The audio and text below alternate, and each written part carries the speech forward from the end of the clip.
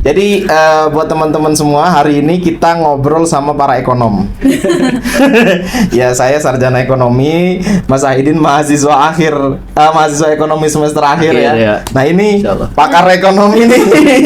Sama di tempat saya kerja, di perusahaan saya itu banyak sekali karyawan itu yang dikurangi Pak di PHK, tapi berangsur-angsur, perlahan-lahan. Oh, dikit-dikit gitu ya? Dikit-dikit, jadinya setahun dikurangin berapa orang gitu kan, atau berapa ratus. Tapi Umi tahu deh maksudnya penyebab sebenarnya hal-hal semacam itu. Kenapa coba? Karena mereka nggak kepepet. Mungkin bisa jadi. Jadi kalau Iya kan? iya.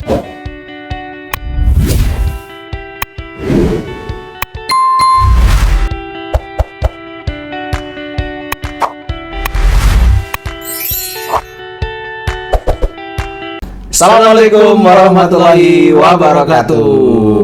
Kembali lagi di podcast Goresan Kisah, tempatnya menceritakan berbagai kisah. Oke, baru kali ini nih podcast hari ini bertiga dengan sepasang kekasih suami istri. Wah, ngeri banget. Openingnya langsung ke situ, ngeri banget nih. Baru kali ini bertiga di. Alhamdulillah. Gimana kabarnya Mas Aidin? Alhamdulillah sehat Pak. Minggu lalu podcast nggak tayang. Bukan minggu lalu, minggu sebelumnya. Nggak tayang Pak karena ya gimana ya, saya bukan sebagai sih, kemarin ada pembenaran untuk karya ilmiah saya tuh Pak. Iya. Jadi buat teman-teman semua, hari ini kita ngobrol sama para ekonom. Ya, saya sarjana ekonomi, Mas Ahidin mahasiswa mahasiswa ekonomi semester akhir ya. Nah ini pakar ekonomi nih. Ekonomi rumah tangga. Kurang ekonom apa coba emak-emak kan? Ekonomi dapur nih, manajemen dapur. Luar biasa. Ini tulang punggung perekonomian Indonesia nih. Yang mengatur perekonomian Indonesia itu para emak-emak. Kalau mamanya mogok belanja, Pak, udah susah. Wah, susah itu. Itu roda perekonomian berhenti, pertumbuhan ekonomi Indonesia itu nggak jadi 5% lagi. Pak Prabowo ngamuk pasti. Aduh, ya jadi gimana Den? Kemarin minggu lalu memang nggak tayang, memang kita juga lagi set ini Den. Jadi saya juga nggak bisa tayang. Mau gimana lagi, nggak bisa tag kan? Saya juga nungguin Pak ini, tapi tumben kan ngechat ya. Cuman saya lihat dari story-nya kalau lagi apa? Acara sana ya? Iya, lagi ngurusin di sana. Terus juga memang ini belum selesai nih Din. Jadi kemarin memang kita kan ini ceritanya set baru nih. Nah, kita ceritanya set baru, kita sekarang formasinya bertiga gitu. Itu formasi intinya ini nih sekarang podcast Goresan Kisah. Formasi intinya ini nih sekarang. Nah, gitu. Jadi kalau nanti ya bisa ganti-ganti kalau misalkan ada tamu gitu, salah satu nggak bisa, ya satu ya, yang dua nemenin kayak gitu. Rencananya sih gitu deh. Kamu gimana? Udah selesai ininya kan lagi tugas akhir ya? Alhamdulillah selesai Pak. Udah selesai, tinggal ujian akhir. Ujian akhir kapan rencananya? Tanggal 22 besok sama bulan besok tanggal 23. Yes. 2 hari lagi lah. Kamu ujiannya udah selesai belum? Ujiannya tiap hari. Ujiannya tiap hari. Ujiannya emak-emak itu. Ujian kesabaran. Luar biasa ujiannya.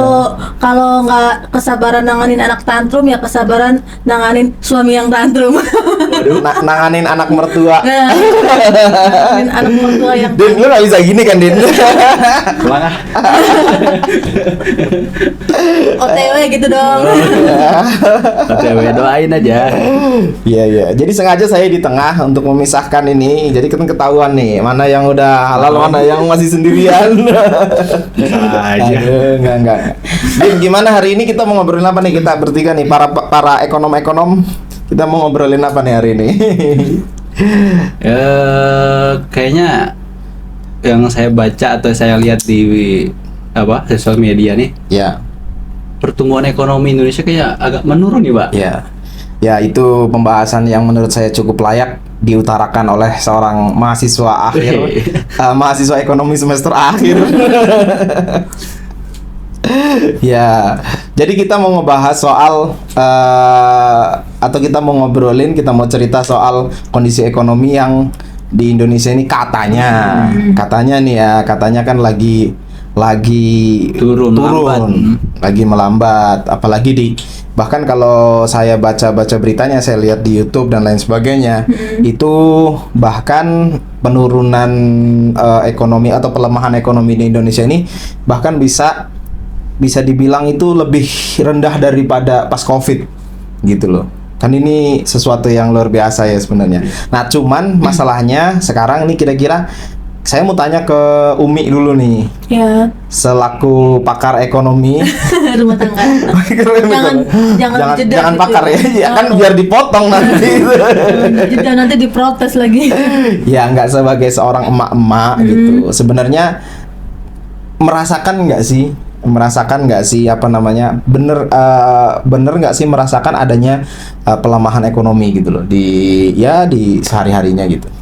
Kalau apa namanya yang namanya kita di rumah aja ya belanja rumah tangga gitu kan, keseharian gitu, itu kerasa banget beberapa tahun ini gitu. Apa namanya, tahun atau bulan? Beberapa bulan ini ya, beberapa hari ini. Sebenarnya beberapa tahun ini udah antara 1-2 tahun udah mulai kerasa gitu ya, kan. Betul sih. Cuma memang lebih parah, makin hari semakin parah, jadi ya makin kerasa gitu. Kayak misalkan dulu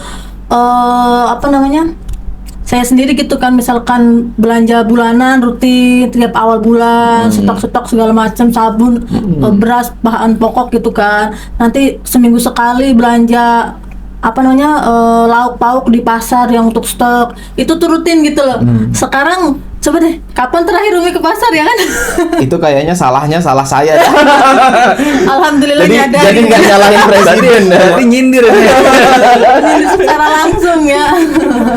Iya, kayak gitu sih yang dirasain gitu loh. Apalagi belanja online gitu kan. Dulu kayaknya hal-hal sepele kayak misalkan kapas skincare habis beli online gitu kan, atau misalkan sendal atau sabun cuci piring yang promo-promo belanja di online gitu kan. Nah, sekarang karena mungkin gimana ya, emang pendapatan harian pendapatan ini yang berkurang, jadi ya udahlah beli yang rencengan dulu, beli yang seadanya dulu gitu.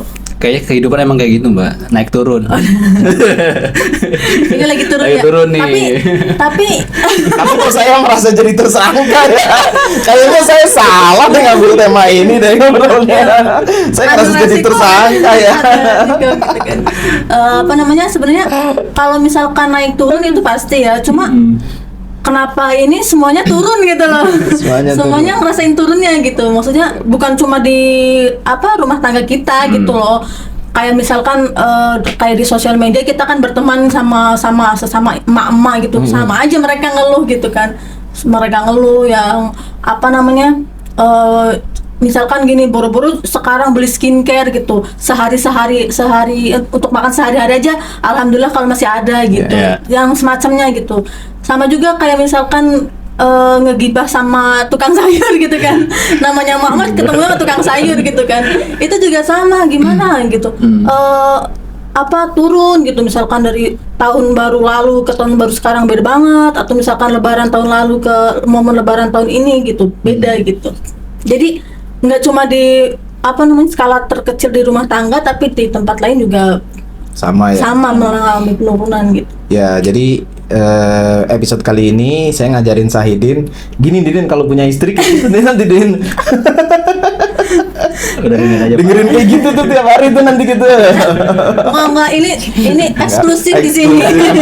Eksklusif, mumpung dikasih tempat buat protes, buat curhat buat kesah. Jadi betul. Gitu kan. Momennya pas banget. Momennya Mas Sahidin, tolong tutup telinga dulu. Aduh, ini obrolan rumah tangga dibawa ke podcast jadinya. Ya, tapi memang betul sih. Saya merasakan memang kondisi iklim dunia usaha juga sama. Iklim dunia usaha sama. Saya kira tadinya itu cuman hanya sekedar shifting gitu loh. Maksudnya bahkan tadinya saya berpikir ini tuh cuman hanya fenomena shifting yang orang tuh banyak belum siap, tapi kemudian tiba-tiba terjadi gitu.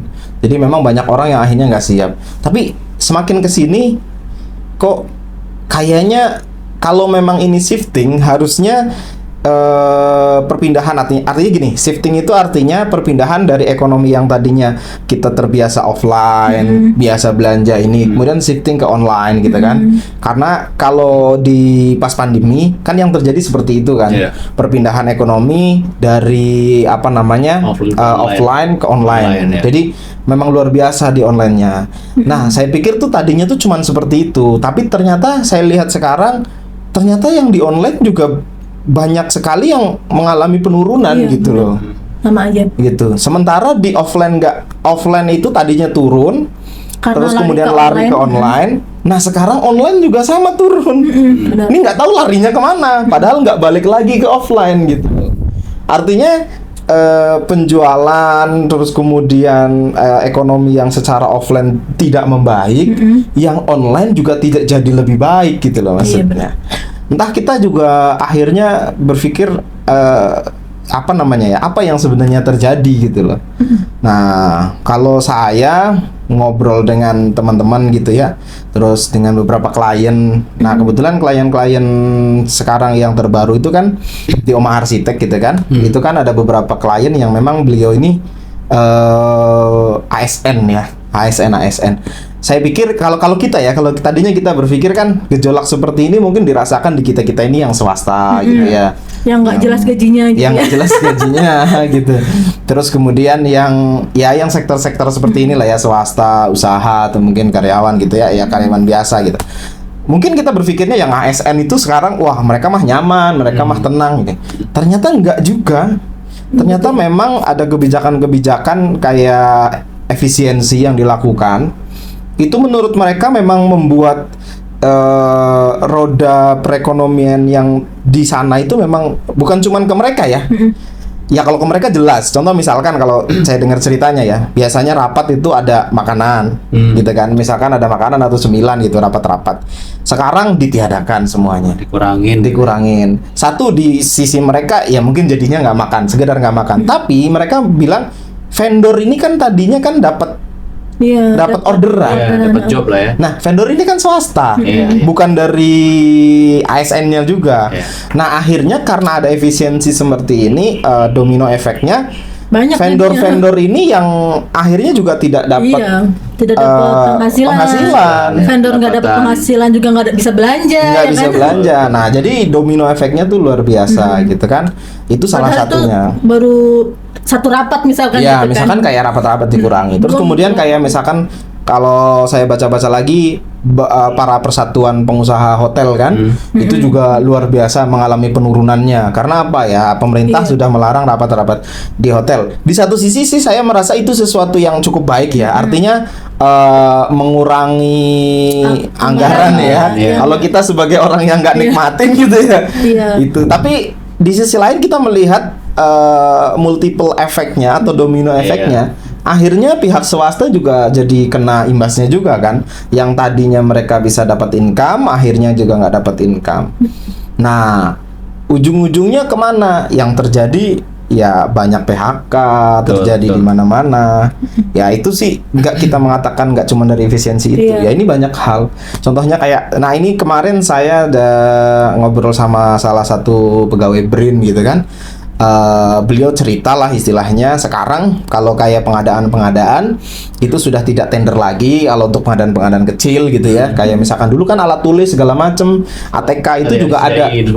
Nggak ditenderin. Jadi ada projectnya gitu loh. Ya, kayak kita misalkan saya supplier ke sana gitu, saya nawarin lah gitu, pembeliannya jadi ditenderin gitu. Nah kalau kayak sekarang enggak, jadi satu sisi karena efisiensi itu akhirnya pembelian semacam itu tuh ya beli sendiri, kadang online beli apa segala macam gitu, jadi nggak ditenderin. Di satu sisi sih kita melihat ada baiknya gitu karena kan ya kita nggak bohong lah ya, potensi yang kurang bagusnya kan juga ada gitu kan. Tapi di sisi lain akhirnya kan kita melihat ya itu tadi para tender tadi yang orang-orang tadi yang menggantungkan penghasilannya dari situ. Ya akhirnya banyak akhirnya nggak bisa jalan kan, nggak bisa bergerak. Nah, bagaimana kalau mereka akhirnya menghidupi perusahaan segala macam gitu kan? Ya, akhirnya banyak sekali kita melihat multiple efeknya, salah satunya adalah PHK massal. Tapi apa namanya? Kira-kira sebenarnya penyebab utama dari ini semua tuh apa sih? Kalau saya tahu, saya laporin ke Pak Prabowo. Kalau nggak saya jadi Menteri Keuangan, kalau saya tahu. Iya, benar-benar ya. Aduh, meskipun saya sarjana ekonomi, cuman sarjana ekonomi doang. Gitu. Iya, lagi pula kalau udah ada yang tahu penyebabnya, mungkin udah diperbaiki ya di atas. Iya. Gitu kan. Tapi yang jelas, kalau menurut para pakar, kita ngelihat di berita gitu ya, itu banyak sekali penyebabnya gitu. Apa namanya, kayak pinjol gitu, pinjol judi online katanya termasuk salah satu. Jadi uangnya tuh seharusnya belanja malah masuk ke mereka gitu. Nah, judi online juga mungkin jadi salah satu juga, karena informasinya kan juga ternyata peredaran uang di judi online itu nggak sedikit gitu. Iya. Ini orang-orang udah miskin main judi, tolol. Iya. Di omelin Timothy nanti. Allah. Nah, kalau yang usaha-usaha kayak kita, sebetulnya hal tersebut mau nggak mau secara langsung atau tidak langsung ya terpengaruh sih, saya bilang. Karena ya itu tadi, misalkan ada perusahaan yang melakukan efisiensi juga, pengurangan tenaga kerja, otomatis kalau orang di PHK, income juga nggak ada. Iya. Banyak orang di PHK, income juga nggak ada. Akhirnya apa? Pemasukan Di masyarakat kita yang kecil-kecil, ya apa yang mau dibelanjain, orang lagi uangnya curhat, nggak Pak. ada. Yang dirasakan dia. gantian curhat. Malah gantian ya. Ya, karena saya ngerasain sendiri. Yellowbox Frozen Food beberapa bulan terakhir omsetnya turun. Turun. Ya, sudah dari sebelum puasa itu Puasa Idul Fitri. Iya. Omsetnya sampai dengan sekarang tuh masih napas ngap-ngapan lah kalau orang kita bilang itu ya. Iya, banyak pedagang yang udah bergulung tikar, salah satunya Bang Jawa. Salah satunya Bang Jawa. Bang Jawa. Gitu. Nggak, Bang Jawa juga punya teman-teman yang lain yang sama gitu kan, yang ya gimana sebenarnya yang beli ada, cuma operasional buat nutupin sehari-hari sampai itu ya nggak bisa gitu. Ya kayak yang pernah saya ceritakan juga kan, kita di Yellowbox itu kan juga tadinya salah satu target market kita itu kan memang pedagang ya. Artinya mereka jualan lagi dan lain sebagainya gitu. Dan kita ngelihat banyak yang memang dari mereka sudah nggak jualan gitu. Yang pedagang kecil-kecil gitu. Menurun gitu. Ya kalau yang masih jualan, omset mereka juga menurun gitu. Iya. Makanya kalau roda itu berputar sekarang pada ke bawah semua putarannya. Kayaknya rodanya tuh cuman 1% orang doang yang lagi di atas gitu ya. Yang lain di bawah semua gitu ya. Ya mungkin Deddy Corbuzier yang punya kekayaan 1 triliun itu termasuk yang di atas. Iya, benar. Gitu. Ya tapi kalau menurut saya memang kerasa banget sih kalau memang kita ada sesuatu lah gitu maksudnya. Ada sesuatu yang terjadi itu. Nah kalau Mas Aidin sendiri gimana? Ada ngerasain nggak hal-hal semacam itu? Ada, Pak. Terutama di tempat saya kerja, di perusahaan saya itu banyak sekali karyawan itu yang dikurangi, Pak, di PHK. Tapi berangsur-angsur, perlahan-lahan. Oh, dikit-dikit gitu ya? Dikit-dikit. Jadinya setahun dikurangin berapa orang gitu kan, atau berapa ratus. Nah, ntar dianalisis lagi nih tahun berikutnya masih ada penurunan apa peningkatan nih gitu. Misalnya, setahu saya gitu ya. Satu informasi dari rekan-rekan gitu. Yang mungkin tahun dari 2024 kemarin kan sudah ada banyak pengurangan tuh PHK. Iya. Ya dari divisi apa aja pun, walaupun banyak dari berbagai divisi ya. Manajer juga termasuk kena juga. Kemudian awal tahun kemarin juga informasinya ada lagi dan benar terjadi gitu. Sebaliknya justru open recruitment nggak pernah dilakukan. Artinya nggak ada berita-berita tentang penerimaan karyawan baru kayak gitu-gitu. Setahu saya sih itu internal. Jarang ya. Internal. Oh, internal. Jadi kenapa ya? Iya, internal tahu juga. Tapi ya kalau kita ngeliat juga memang begitu ya. Terutama saya lihat dari informasi dari media gitu ya. Kan bukan dari TV One apa semuanya kenapa? Dari perusahaan media maksudnya. Media ya, perusahaan media juga semua. Saya berita tuh saya baca tuh banyak pengurangan PHK. Pengurangan karyawan ya. Ya itu yang terjadi. Kita ngelihat badai PHK kayaknya kalau kita lihat akhir-akhir ini beritanya kan luar biasa ya. Ya mulai dari yang besar sekali itu kayak Sritek kayak begitu kan. Terus kemudian sekarang badai PHK di mana-mana gitu kan. Sementara yang open recruitment sedikit gitu ya. Yang nyari kerja itu yang nyari kerjanya banyak, yang menyediakan lowongan pekerjaannya nggak banyak. Seperti kemarin misalkan kita ngelihat di Bekasi gitu kan. Iya. Yang viral itu ya, yang itu. banyak pelamar kerja di mana? Berapa kira-kira 25.000 kurang lebih. Sampai 25.000. Lautan manusia. Iya ya Allah. Tadinya saya pikir itu tuh hoax gitu loh. Iya. Biasa kan namanya di berita di Facebook itu hoax gini. Loh kok ternyata lama-lama sampai influencer yang besar memberitakan. Gitu. Oh ternyata. Nah kita meskipun kita bukan influencer besar, kita juga memberitakan. Iya. Siapa tahu nanti jadi besar. Nah ya itu jadi, ternyata ini beneran gitu. Nah tapi mirisnya lagi ada seseorang di Facebook itu dia inilah kayak screenshot komenan di di kolom komentar sosial media. Saya ini istrinya HRD gitu kan. Nah katanya banyak tuh sebenarnya mereka pabrik-pabrik ini gitu nggak butuh karyawan, tapi karena harus ada di job fair, jadi mereka tuh cuma hadir aja suruh ikut rekrutmen padahal nggak membutuhkan gitu loh. Nah itu banyak ada berita begitu. Itu yang kemarin sempat ramai juga ya. Iya kan? Bahkan sampai saya lupa tuh dari DPR atau apa tuh sampai mengecam hal itu gitu. Apakah hal itu benar-benar terjadi atau tidak? Iya. Ya saya kira itu sesuatu yang kalau menurut saya di satu sisi ya nggak fair ya. Iya. Artinya kalau memang beneran nggak membutuhkan atau nggak membuka lowongan, tapi ngadain open gitu kan, jadinya orang kan nyusahin orang. Iya kan. Pertama nyusahin orang, kedua PHP gitu seolah kan. memberikan harapan palsu. Iya kan? Ya.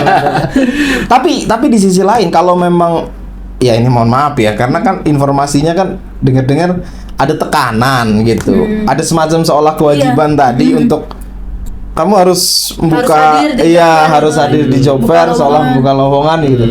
Nah ini harus, jadi kalau menurut saya jangan yang kalau memang itu benar atau misalkan memang ada yang seperti itu yang diusut, jangan cuman yang ngomong yang mengungkapkan kebenaran ini dong. Iya benar, dia harus secara detail bener nggak memang bener ada tekanan seperti itu apa enggak gitu. Bener nggak emang nggak membutuhkan lowongan tapi open recruitment gitu kan. Terus siapa yang neken, siapa yang mengharuskan. Nah kalau memang ada misalkan dari pemerintah misal kita nggak tahu ya gitu, kita nggak tahu, tapi memang ada ya berarti kan itu juga sebuah kesalahan menurut saya. Kenapa harus seolah-olah seperti itu? Tapi kalau memang kemarin, tapi di balik semua itu saya lihat bahwa di Indonesia ini ternyata memang orang sebegitu susahnya nyari kerja. Benar. Kalau kemarin beritanya itu kan, kalau kita ngelihat dari datanya bahwa dibutuhkan itu di job fair itu hanya sekitar 2.500-an. Ternyata yang lamar atau yang datang itu sampai sekitar 25.000 orang. Itu kan perbandingannya berapa kali lipat. Terus di berita-berita sebelumnya ada yang kita lihat karyawan seblak yang butuh cuman 8 orang yang datang sampai ratusan orang. Seperti itu gitu. Nah, ini jadinya lalu bagaimana dengan 2045 yang katanya Indonesia emas, di mana nilai jumlah tenaga angkatan kerjanya banyak. Kalau kondisi kita seperti ini gitu. Malah justru yang lebih ngeri lagi katanya 2030 bakal lebih parah dari sekarang gitu kan? Kalau menurut para pakar ya. Nah iya kan ada yang begitu gitu. Nah itu bikin Gimana Din? mama juga sesak napas. Ini Zaidin kayaknya mulai mikir lagi, jadi nikah nggak, jadi nikah nggak, jadi nikah nggak. Sih itu jadinya. Loh, kamu kalau sekarang nih, kamu kan sekarang posisi masih lajang, mungkin belum mikirkan kebutuhan yang terlalu besar gitu. Nanti kalau nikah kan udah nikah, mungkin nanti punya anak, memikir lagi ini itu dan lain sebagainya. Ada planning ke depan sih bener. Iya, apalagi kamu Kalau di TikTok gitu, di TikTok, Facebook lagi rame gini. Ayo ibu-ibu kita mulai menanam. Kita mulai berkebun di rumah untuk mengantisipasi 2030 gitu lagi rame beneran. Iya, masalahnya berkebun di mana? Lahannya jangan-jangan tanah siapa ya, Din ya?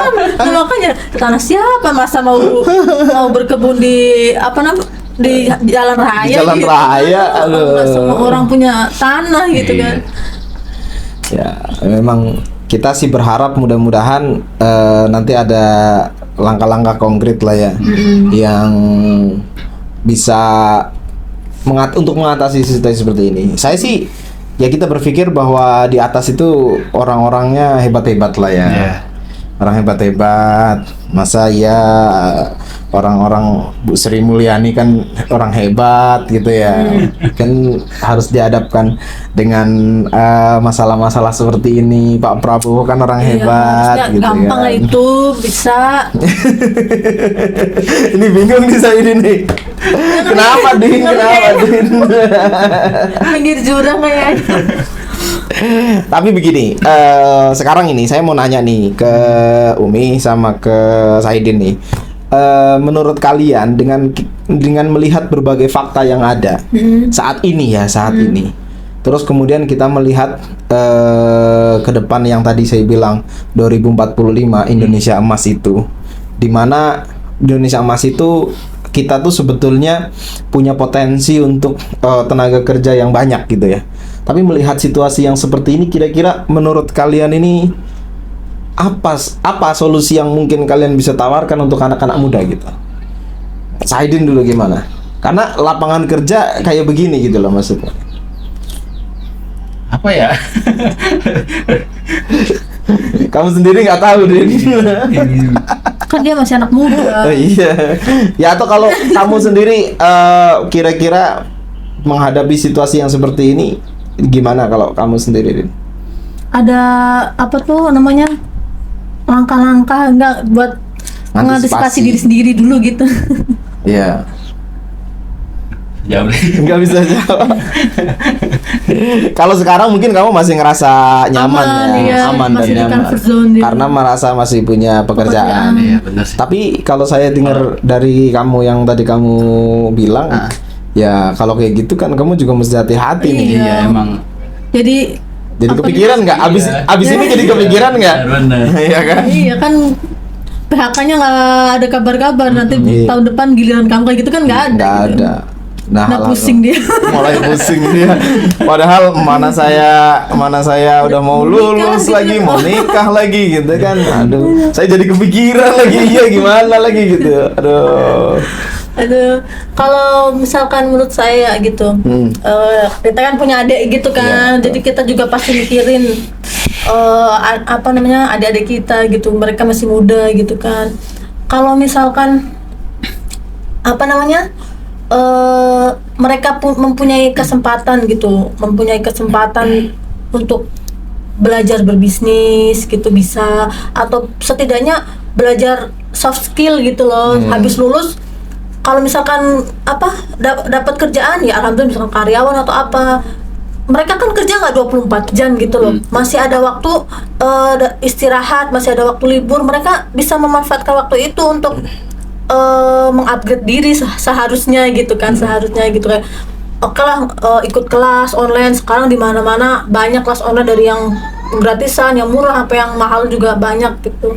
Atau enggak misalkan seenggaknya nggak bisa ikut semager-magernya nggak ikut kelas online gitu, bisa kok lihat tutorial YouTube tentang apapun itu, misalkan dia suka game, ya udah tutorial gimana caranya menghasilkan uang dari game misalkan. Kayak gitu, hal-hal seperti itu kan buat apa namanya, upgrade pengetahuan gitu.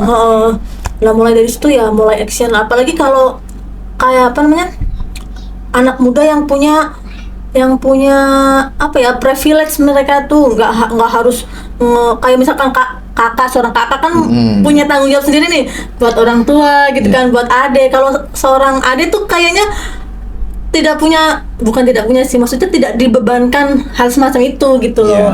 Jadi mereka jadinya lebih kecurhat. Saya nungguin dari tadi nih, saya udah ini nggak selesai nih, ini tambah panjang curhatnya ini nih. Enggak, ini sebenarnya mewakili. Sebenarnya mewakili gitu. Nah iya, maksudnya mereka itu bisa dari penghasilan mereka bisa untuk apa ya, coba-coba usaha atau apa. Toh mereka gagal, nggak ada yang bakalan maki-maki mereka gitu. Beda kalau seorang kakak ya kan. Iya kan? Iya, maki-maki sih enggak, nyalahin. Ngapain sih gitu-gitu gitu kan bahasanya. Kan kita itu, lagi usaha gitu. Iya begitu emang. Kalau seorang misalkan orang kayak seorang adik gitu, atau misalkan anak tunggal yang orang tuanya juga udah berkecukupan, itu kan mereka bisa buat uang yang mereka dapatkan buat upgrade diri, buat skill, buat coba-coba, itu sebenarnya bisa gitu. Nah mungkin ini juga yang ini insight buat kamu juga deh. Tuh dengerin. Mulai sekarang gini, dulu kan saya tahu betul kamu ya, saya tahu betul kamu, artinya kamu datang ke saya waktu itu kan belum kuliah juga ya, maksudnya dapat insight untuk kuliah kan juga karena kita ngobrol-ngobrol gitu ya, karena kita ngobrol-ngobrol akhirnya kamu dapat insight untuk memutuskan untuk kuliah gitu. Nah tapi ternyata saya juga mau mengatakan bahwa kamu jangan berpuas diri dengan kamu udah mau selesai kuliah nih gitu. Itu salah satu jalan aja gitu. Artinya maybe atau mungkin itu kalau kayak kita orang mau perang gitu ya. Itu tuh kayak pisau sangkur gitu istilahnya. Pisau sangkur yang mau nggak mau kita punya kita lebih baik gitu. Tapi itu kalau untuk zaman sekarang atau untuk kondisi sekarang ini nggak safety gitu ya, itu nggak safety, kalau nggak gitu. cukup aman kalau kamu cuman perang, kamu cuman bawa pisau sangkur gitu. Karena faktanya atau nyatanya banyak sekali sekarang sarjana-sarjana yang nganggur, yang nggak dapat pekerjaan gitu, yang mereka ternyata nggak punya skill lain gitu kan. Akhirnya mereka tidak bisa bersaing, bahasanya seperti itu. Atau mungkin justru para orang-orang yang mau mempekerjakan, mereka justru seringkali tidak melihat ijazah, ya kan? Tidak melihat ijazah, tapi melihat kemampuan atau skill. Memang menurut saya jadinya lucu sih. Lucunya begini. Dulu zaman saya kecil, zaman saya SD itu dibilangin sama orang tua, gitu ya? Dikasih tahu sama orang tua, kamu sekolah tuh harus minimal tuh SMP gitu. Zaman saya dulu kecil tuh, SMP. Nanti kalau kamu SMP kerja enak gitu. Gitu giliran saya sekolah SMP dikasih tahu lagi, zaman sekarang SMP doang mah susah kerjanya gitu. Minimal SMA kalau bisa SMK, yang kalau memang mau kerja langsung ada iniannya. Giliran udah mau lulus SMK dibilang sekarang kalau nggak kuliah mah susah. Lah kalau kayak begitu ngapain? Nah giliran sekarang udah kuliah, sekarang sekarang orang bilangnya kuliah mah nggak menjamin. Kan pengen ngomong kasar saya jadinya, kayak dikerjain gitu loh. Bener nggak? Kayak dikerjain. Justru sekarang gitu ya, kita malah kayak orang yang pendidikannya sebelum kayak minimal SMA gitu malah lebih mudah dapat kerjaan daripada yang S1. Kayak contoh kita waktu itu open gitu kan, ada beberapa yang mereka udah sarjana masuk ke kita gitu kan. Karena mereka ini mikir saya itu S1 loh. Mikir pekerjaan itu loh. Enggak, maksudnya gini, mereka kan S1 ya, tapi mereka mau, sebenarnya kita apresiat gitu loh, mereka mau daftar pekerjaan yang cuma jaga toko frozen gitu kan. Cuma dari kita pribadi yang jadi owner gitu kan, jadi yang punya, kita kan ada bimbang gitu loh. Masa iya kita mempekerjakan orang yang S1 dengan gaji sekian, kita juga kasihan gitu. Jadi sebetulnya si malakama jadinya. Saya setuju, saya paham maksud kamu. Maksud kamu kan tadi dari pihak S1-nya kadang-kadang tuh mereka nggak Mereka mau nggak nyari, mau, iya. iya kan? Karena Mikir dua kali gitu loh. berkali-kali. Sekarang gini, saya dulu pernah ngomong, bahkan pernah bikin status kalau nggak salah tuh, saya dulu pernah ngomong begini, seorang yang pendidikannya makin tinggi biasanya makin sulit untuk memulai usaha dari nol. Seseorang yang punya pendidikan makin tinggi, dia makin sulit untuk memulai usaha yang dari nol, bener-bener dari nol gitu ya bahasanya. Kenapa? Karena mereka itu tadi merasa dirinya sudah, loh saya udah kayak tadi kamu bilang, saya sudah S1 loh, saya sudah punya ini, masa saya harus susah-susah begitu gitu. Kasarannya gini lah, orang sarjana atau S1 disuruh buat jualan gorengan itu jarang yang mau gitu loh maksudnya. Padahal kalau dia mikir atau dia berpikir tentang benar-benar usaha gorengan gitu ya, itu dia bisa dapat penghasilan jauh lebih besar daripada UMR loh. Harusnya. Dia dapat penghasilannya bisa lebih besar dari situ. Enggak, seharusnya juga gini loh, mereka kan sudah berpendidikan gitu kan, udah pasti lebih banyak pengalaman, entah maksudnya ketemu orang lain atau apa, untuk mempelajari sesuatu gitu. Kenapa mereka nggak menggunakan itu untuk memajukan usaha yang mungkin hanya sekedar jual gorengan gitu loh. Ya, jadi menaik kelaskan. Iya, benar. Ya, masalahnya begini, masalahnya adalah seseorang yang pendidikannya makin tinggi, bukan pengetahuannya yang dinaikkan, tapi gengsinya yang dinaikkan. Jadi itu Ada tergantung repot itu. individu masing-masing. Ya, itu kembali lagi individu masing-masing. Tapi sebagian besar ya kita nggak bisa menginikan ya, karena kadang-kadang saya R1 kok begini-begini gitu. Kadang-kadang seperti itu. Tapi kalau untuk melihat kondisi di yang sekarang ini, kayaknya kalau kalian masih seperti itu, ya siap-siap kalian nggak akan ngapa-ngapain. Gitu. Ya karena memang situasinya sudah seperti ini. Nah mungkin ini tadi balik ke kamu mulai berpikirlah sekarang itu, bagaimana saya mengupgrade diri, gimana saya Mulai malam ini dia nggak bisa tidur. Sebenarnya dari dulu pengen ada yang apa ya, kerja nih libur terus pengen ada Sampingan gitu, pernah gitu kan saya iseng-iseng gitu jualan di tempat kerja gitu kan.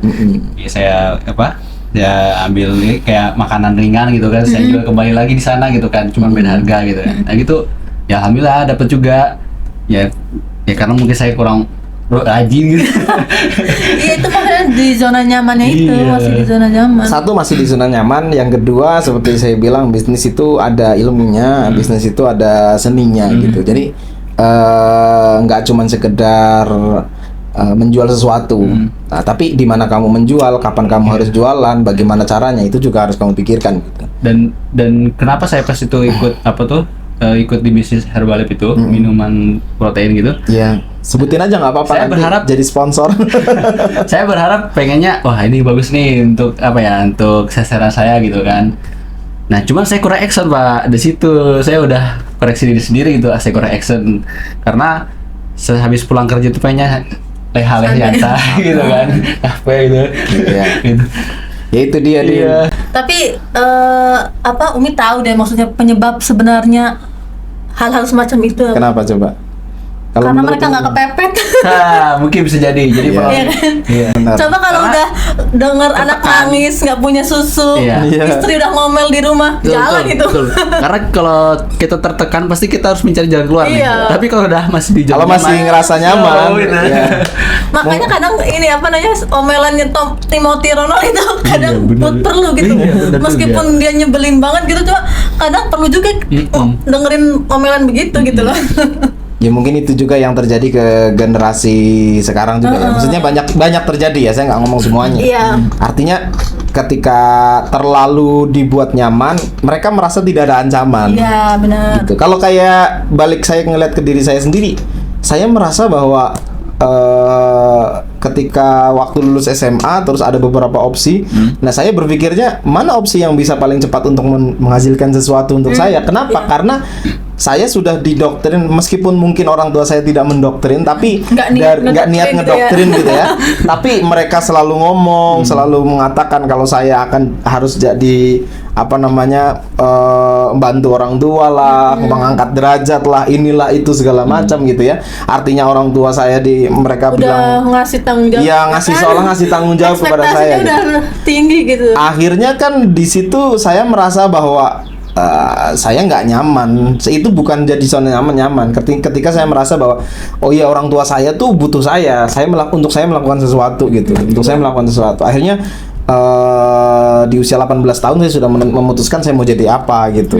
Di usia 18 tahun dan saya sudah mulai berjuang sampai dengan sekarang. Nah mungkin untuk teman-teman yang lain atau untuk adik-adik kita yang lain yang mereka merasakan jauh lebih ngerasa nyaman, toh juga enggak. Justru kayak tadi sebaliknya, ketika anak pertama dia ada semacam kayak punya tanggung jawab, punya tanggung jawab untuk keluarga dan orang tua segala macam, ekspektasi orang tua gitu kan. Kita semua di sini anak pertama loh. Yes. Ini podcast anak pertama. Jadi kita merasa bahwa oh iya saya harus melakukan sesuatu. Kayak contoh misalkan Sahidin akhirnya memutuskan untuk merantau jauh dari keluarga gitu. Kalau saya langsung memutuskan untuk menikah.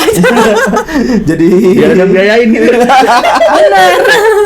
Oh ternyata gitu selama ini. Bener. Iya bener kan. Iya. Sementara kalau misalkan kayak apalagi suaminya udah dari awal tuh bilang nanti kalau udah menikah nggak usah kerja. Udah privilege sebagai istri yang leha-leha dan Iya dah. Ternyata selama ini saya dimanfaatkan teman-teman. Iya, jadi bagaimanapun orang anak pertama pasti punya tanggung jawab atas ekspektasi orang tua gitu. Nah, sedangkan anak kedua atau apalagi anak terakhir itu udah nggak ada. Ibaratnya anak terakhir tuh mereka hidup bahagia, ya udah terserah mereka gitu loh. Orang tuh udah fine aja. Bahkan bisa dibilang kalau kita ngadep, kalau kita pengalaman pribadi, nggak tahu kalau kamu ngalamin juga atau enggak. Saya pribadi mungkin sama istri ngalamin bahwa ketika kita kecil itu kita ngalamin orang tua kita itu posisi nggak enaknya gitu. Nah ketika sekarang posisi susah gitu, ngerasain susah. Jadi ketika sekarang adik-adik kita kayaknya orang tua kita tuh sudah nggak sesusah dulu gitu. Iya, udah lebih. Jadi mereka tuh sudah nggak ngerasain pas dulu kita susahnya gitu. Iya. Ya, orang tua kita sudah udah lebih nyaman, apalagi ada kakaknya gitu. Nah, kamu ngerasain itu juga nggak? Maksudnya kamu ngelihat adik-adik kamu begitu juga nggak? Dulu mungkin pas kamu kecil kamu ngerasa orang tua kamu susah gitu. Terutama sekarang udah lumayan, terutama yang bungsu, Pak. Yang bungsu. Jadi kemarin kan contoh kecil aja kemarin, saya nanya kan, kamu suka dikasih uang berapa sama mama? 10.000, 5.000. Saya kan nggak pernah tuh. Ada 10.000, kadang nggak pegang uang gitu kan. Kadang kalau pas libur ya iseng-iseng dapat uang, bantu apa baru dikasih. Gitu. Semua sama. Karena ngerasain dulu waktu orang tua masih susah ibaratnya kan. Sementara posisi adik kamu sekarang, mereka orang tuanya sudah lebih nyaman, lebih enak, dan mereka juga karena mungkin sudah dibantu sama kamu juga, kayak gitu kan bahasanya.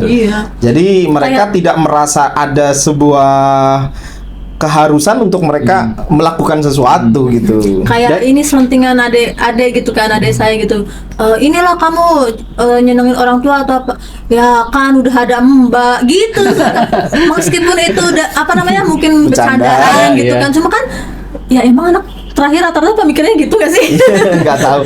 Nah mungkin teman-teman coba yang anak terakhir emang pemikirannya gitu apa nggak, coba di kolom komentar. Kalau nggak bantah aja di situ. Ini Umi serang aja nih.